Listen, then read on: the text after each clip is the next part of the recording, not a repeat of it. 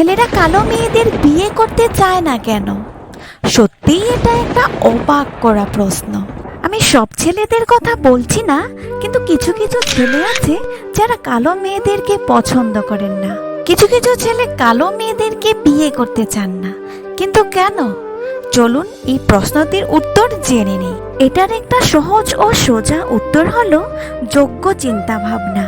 তারা শুধু এই কাজটি সুন্দর ও রুচিশীল ব্যক্তিত্বের অভাবের কারণেই করেন না। তাদের প্রথম চিন্তা ভাবনাটা হলো ভবিষ্যতের সন্তানের উপর। হায় রে, এই কালো মাইয়া বিয়ে করলে ছেলে ও মেয়ে সবগুলো নির্ঘাত কালোই হবে। দ্বিতীয় আক্রমণটি হলো এই কালো মেয়ে বিয়ে করলে বন্ধু মহলের সামনে যাওয়াই যাবে না। তাছাড়া এই কালো মাইয়া বিয়ে করলে সমাজের সাথে স্ট্যাটাস ম্যাচ করতে পারবো না। মূলত নানান জনের নানান কথা শুনতে হবে। এই যদি হয় আপনার শিক্ষিত সার্টিফিকেটের চিন্তা ভাবনা, তাহলে আপনি জীবনেও কালো কেন কোনো ধরনের সাদা মেয়েকেও বিয়ে করতে পারবেন না।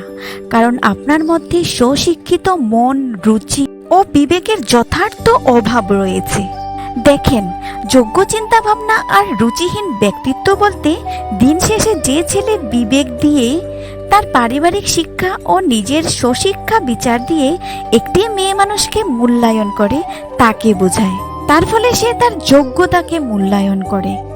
তার বাহিরে সৌন্দর্য কালো চামড়াকে মূল্যায়ন করে না। তার বাহিরের সৌন্দর্য কালো চামড়াকে মূল্যায়ন করে না, শুধু তার যোগ্য, মেধা, উত্তম চরিত্র ও সুন্দর রুচিশীল মন মানসিকতাকেই মূল্যায়ন করে। কারণ যে এই বিষয়গুলোকে মাথায় রেখে চিন্তা করে কালো মেয়েকে বিয়ে করে, সে অবশ্যই ভগবানকে ভয় করে। সে বিশ্বাস করে কালো বা সাদা একমাত্র ভগবানের সিদ্ধান্ত, অর্থাৎ ভবিষ্যতে সন্তান কালো না সাদা হবে তা সম্পূর্ণ ভগবানেরই হাতে। তাছাড়া মানুষ সৃষ্টির সেরা জীব, মানুষকে কালো বা সাদার বিচার করার ক্ষমতা কারও নেই। এটা ভগবানের অপার সৌন্দর্য। যে কালো মেয়েকে বিয়ে করে সে হয়তো বিশ্বাস করে যে যোগ্যতার পরিচয় চামড়া দিয়ে হয় না, হয় তার যোগ্য মেধা আর উত্তম রুচি ও চরিত্র দিয়ে। যারা মনে করে কালো মেয়েকে বিয়ে করলে বন্ধু মহলে বা সমাজে সম্মানিত হতে পারবেন না, তাদেরকেই বলি আসলে তারা কখনোই আপনাকে সম্মানের চোখে দেখেনি। অর্থাৎ ভবিষ্যতেও কিন্তু তারা আপনার পাশে থাকবে না। থাকবে আপনার সেই কালো বউ, যে কিনা আপনার ভবিষ্যতে সন্তানের যোগ্য মা, যাকে আপনি যোগ্যতার পরিচয় দিয়ে নিজের জীবনের জন্য এনেছেন, কিন্তু সমাজের জন্য আনেননি। শুনেন ভাই, যারা আবিষ্কার করে ফালতু জ্ঞানের কথা বলে গেছে যে আগে দর্শন ধরি তারপর গুণ বিচারি, এই ফালতু কথা যারা বলেছে তারা তাদের জীবনে ওই মেয়ের মধ্যে শুধু চামড়াই পেয়েছে, কিন্তু দিন শেষে দেখেন গিয়ে সংসার বা সন্তানের জন্য তেমন যোগ্যতাই খুঁজে পেল না। এখানে আমি কাউকে ছোট করছি না। যাদের মানসিকতা অনেক খারাপ আমি তাদেরকেই বলছি, সবসময় লাল দেখে ফাল মারতে নেই। শুধু বলি, সাদা বা কালো যাই করেন না কেন অন্তত যোগ্যতা দিয়ে করেন। কারণ দিন শেষে যোগ্যতাই কাজে আসে, চামড়া নয়। আর যাদের কাছে গায়ের চামড়াটাই সব, তাদেরকে আর কিছু বলার নেই। ক্ষমাও চাইছি, প্রার্থনাও করছি, কারণ তাদেরকে বোঝানোর ক্ষমতা আমার কি, ভগবানেরও নেই। মেয়ে মানুষ কালা বা সাদা নয়, তার পরিচয় ভগবানে দিয়েছেন সর্বোচ্চ। সে অবশ্যই ভবিষ্যতে কার মা হবে, যার পরিচয় হবে সে মা। আর মা হচ্ছে ভগবানের তুল্য, কারণ তিনি একটি প্রাণ সৃষ্টি করেন।